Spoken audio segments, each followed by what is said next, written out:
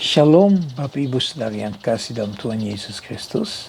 Selamat datang di Sabda bagi Anda bersama saya, Pastor Marcel Kanon. Dan kami sudah tiba di hari Jumat, hari terakhir daripada minggu, dan Sabtu minggu akan datang. Kita bisa menikmati bagi mereka yang berlibur, bagi yang masih bekerja, biar Tuhan tetap bersama dengan Anda. Ya, di Selandia Baru hari Senin adalah hari besar. Jadi kita punya weekend yang panjang. Ya, mari kita sungguh menikmati hari-hari ini bersama dengan Tuhan. Karena Tuhan itu baik. Dan Tuhan tidak pernah meninggalkan kita, melupakan kita, selalu ada bersama-sama dengan kita. Seberapa jauh kita mempersiapkan waktu kita untuk Tuhan. Itu yang kita harus renungkan. Apakah kita sungguh-sungguh mengasihi Tuhan dan memberikan waktu kepadanya untuk dia berfellowship bersama dengan kita, untuk dia juga menunjukkan rencana dan kehendak bagi kita semua. Nah, kita mulai dalam minggu ini kita bahas tentang perilaku ilahi. Dengan kata lain, sikap ilahi atau tingkah laku ilahi yang kita harus lakukan. Dan kita belajar dari kehidupannya Paulus, di mana dia menyampaikan firman kepada umat yang ada di Roma. Dan dalam minggu ini kita sudah mulai baca Roma pasal yang ke-12 ayat yang ke-9.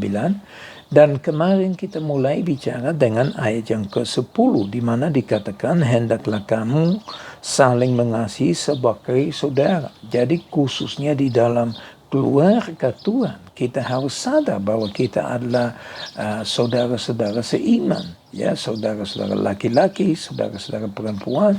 Jadi kita harus saling mengasihi satu sama yang lain dengan kasih persaudaraan, sebagai saudara laki-laki, sebagai saudara perempuan. Ya, seperti sudah ditunjukkan oleh Paulus di dalam firman Tuhan, oleh Petrus. Bahkan oleh Yesus sendiri dia menunjukkan apa yang dimaksud dengan kasih itu. Ya, nah hari ini kita akan fokus kepada bagian yang kedua dari ayat yang ke-10 yang mengatakan dan saling mendahului dalam memberi hormat. Ya, saling mendahului dalam memberi hormat. Nah, sedikit beda dengan bahasa Indonesia, tapi dengan bahasa Inggris maksud saya, tapi kita lihat bahwa dikatakan saling mendahului. Artinya apa? Ya, kita mementingkan orang lain. Ya, ini masih tetap bicara dalam situasi keluarga Allah sebagai orang percaya, orang Kristen, sesamanya orang Kristen. Seberapa jauh kita mendahului mereka yang ada di dalam keluarga Tuhan, khususnya para atasan kita. Ya, bukan saya bicara karena saya pendeta, tapi saya bicara karena ini kebenaran firman Tuhan. Ya, masa pendeta nggak bisa membela firman Tuhan, karena firman Tuhan itu diberikan oleh Tuhan, dan firman Tuhan itu ya dan amin, dan firman Tuhan itu yang kita harus taati. Makanya saya ingin baca beberapa ayat dari Ibrani pasal yang ke-13 yang dikatakan begini, ayat yang ke-7. Ingatlah akan pemimpin-pemimpin kamu yang telah menyampaikan firman Allah kepadamu. Perhatikanlah akhir hidup mereka dan contohlah iman mereka. Ya, apa yang dikatakan? Ingat kepada pemimpin-pemimpin yang telah membawa firman kepada engkau, yang menyampaikan firman Tuhan kepadamu. Ya, lihat mereka, mendahului mereka. Ya, hormatilah mereka. Tunjukkan respek Anda terhadap mereka, karena mereka tidak mudah untuk menyampaikan firman Tuhan. Sebagai orang yang menyampaikan firman Tuhan, kita jauh lebih dihakimi daripada orang yang biasa-biasa saja, karena kita memperkatakan kebenaran firman Tuhan itu. Makanya Tuhan akan menilai itu dan akan menghukum itu lebih berat daripada yang lain. Makanya dalam ayat yang ke-17 dikatakan begini dari Ibrani 13, ya. Ibrani 13 ayat yang ke-17 dikatakan, taatilah pemimpin-pemimpinmu dan tunduklah kepada mereka, sebab mereka berjaga-jaga atas jiwamu, sebagai orang-orang yang harus bertanggung jawab atasnya. Dengan jalan itu mereka akan melakukannya dengan gembira, bukan dengan keluh kesah. Sebab hal itu tidak membawa keuntungan bagimu. Jadi begini, ya kalau kita lihat seberapa jauh pemimpin yang membawa firman Tuhan itu melakukan segala sesuatu dengan gembira karena mereka menilai ya umatnya bagaimana terhadap mereka juga. Ya makanya dikatakan supaya mereka tidak akan melakukan itu dengan keluh kesah. Kenapa mereka keluh kesah? Karena sikapnya yang dialami oleh umat yang dipimpin. Ya, jadi kalau kita membuat mereka sengsara, ya kita harus hati-hati juga karena kita juga memiliki tanggung jawab di hadapan Tuhan. Sebagaimana kita terhadap kepada pemimpin-pemimpin di rumah Tuhan. Apakah kita tunduk? Apakah kita taat? Atau kita ngereken, kita nggak angkat, kita nggak peduli, kita nggak menilai hamba-hamba Tuhan itu, pelayan-pelayan Tuhan yang membawa firman Tuhan.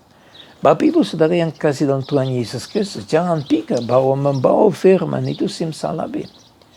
Untuk benar-benar ya membawa kebenaran firman-Nya, seorang hamba Tuhan harus duduk diam di kaki Yesus, harus belajar banyak sekali hal. Ya, harus baca buku, harus renungkan firman-Nya, harus berdoa, dan harus menyelidiki penjelasan-penjelasan dan sebagainya, tafsiran-tafsirannya, supaya sebagai hamba Tuhan yang membawa firman tidak salah juga. Ya, kita juga sebagai hamba Tuhan harus berhati-hati. Ya. Jadi kalau kita lihat kepada firman hari ini mengenai mendahului orang lain, termasuk mereka yang memimpin. Karena mereka itu berdoa buat Anda. Kalau mereka benar-benar menjadi hamba Tuhan yang diutus oleh Tuhan, pasti akan mendoakan Anda sebagai umat. Ya. Makanya kita harus melakukan supaya mereka dapat melakukan tugas dengan gembira, dengan kesenangannya luar biasa. Ya. Jadi terutama di dalam rumah Tuhan, seberapa jauh kita taat tunduk kepada otoritas yang ada. Ya. Karena apa? Mereka yang memimpin di dalam rumah Tuhan memiliki tanggung jawab yang cukup berat. Karena mereka harus mempertanggungjawabkan semua jiwa-jiwa yang dipimpin.